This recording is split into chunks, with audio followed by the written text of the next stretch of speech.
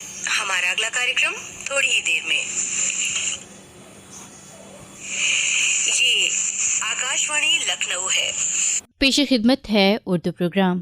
آداب سامعین، آج اردو بزم کے ساتھ حاضر ہوں میں آپ کی میزبان ثنا شیخ. سامعین، ہمارے ملک میں اردو زبان و ادب کے فروغ کے لیے تو مسلسل کاوشیں ہوتی رہی ہیں، لیکن کچھ شخصیات ایسی ہیں جنہوں نے عربی زبان و ادب کو بھی اپنی بیش بہا صلاحیتوں سے مال و مال کر دیا. ہندوستان کے صف اول کے ایسے ہی علماؤں میں شمار ہوتا ہے مولانا سید محمد واضح رشید حسنی ندوی کا.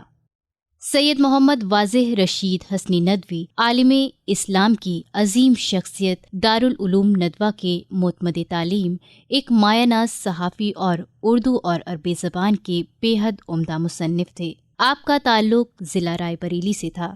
سید واضح رشید حسنی ندوی اعلیٰ علمی کمالات اور مختلف صفات کی جامع شخصیت تھے. وہ تقریباً 20 سال تک آل انڈیا ریڈیو دہلی میں شعبہ عربی سے بھی منسلک ہو کر اپنی خدمات انجام دیتے رہے. عربی ادب میں آپ کی 25 کتابیں اور اردو ادب میں 10 سے زیادہ کتابیں منظر عام پر آ چکی ہیں. سید محمد واضح رشید حسنی کی شخصیت اور خدمات کو اور تفصیل سے جاننے کے لیے ہی آج ہم نے انعقاد کیا ہے ایک مقالے کا. تو سماعت فرمائیے سید محمد عمیر سے ان کا یہ مقالہ.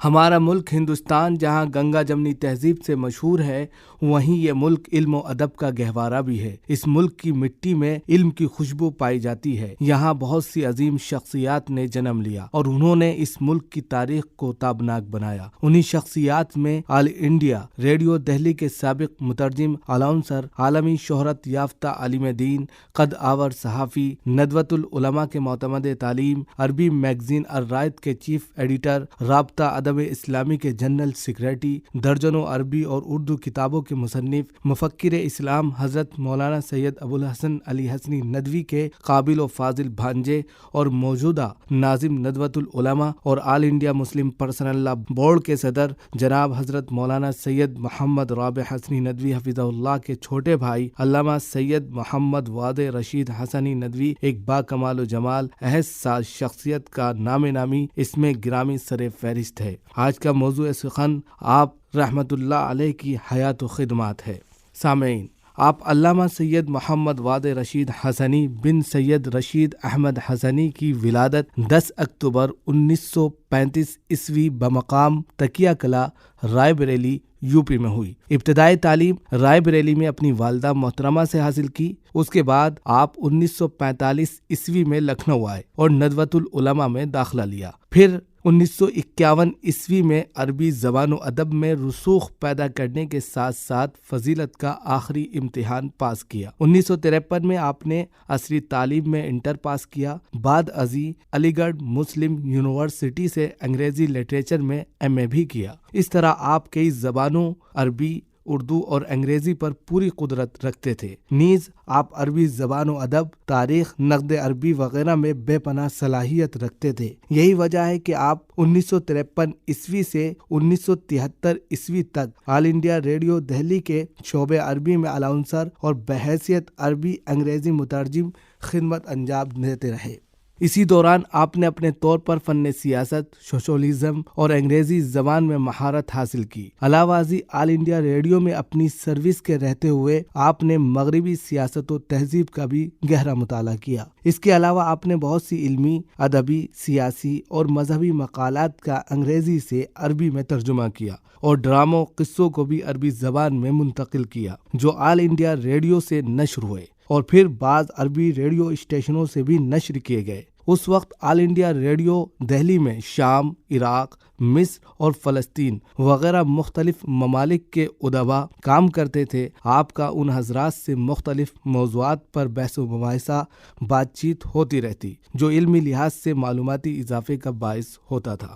1973 عیسوی تک آل انڈیا ریڈیو دہلی میں کام کرنے کے بعد آپ ندوۃ العلماء واپس آ گئے اور بحیثیت استاد عربی ادب آپ کا تقرر ہوا. اور پھر تا حیات مختلف امور کی ذمہ داریاں انجام دیتے ہوئے 16 جنوری سن 2019 عیسوی کو اپنے مالک حقیقی سے جا ملے۔ انا للہ و انا الیہ راجعون۔ اس دوران آپ جہاں ندوے میں عمید کلیت اللغۃ العربیۃ و آدابها اور پھر معتمد تعلیم کے ساتھ ساتھ المہد العالی للدعوہ والفکر الاسلامی کے ڈائریکٹر رہے، وہیں مدرسہ فلاح المسلمین رائے بریلی کے ناظم اور دار عرفات کے نائب صدر بھی رہے۔ آپ عربی زبان و ادب کے ماہر ناقد نیز موجودہ دور کے فکر اسلامی کے ماہرین میں سے تھے۔ آپ نے عربی زبان میں 25 اور اردو میں تقریباً 10 کتابوں سے زائد اور سینکڑوں کی تعداد میں مقالات اور مضامین لکھے۔ آپ عربی میگزین الرائد کے چیف ایڈیٹر اور عربی مجلہ الباس الاسلامی کے شریک مدیر تھے۔ عربی زبان و ادب کی خدمات کے اعتراف میں آپ کو صدر جمہوریہ ایوارڈ سے بھی نوازا گیا تھا۔ آپ نہایت سلیس زبان لکھتے تھے۔ آپ کی تحریروں میں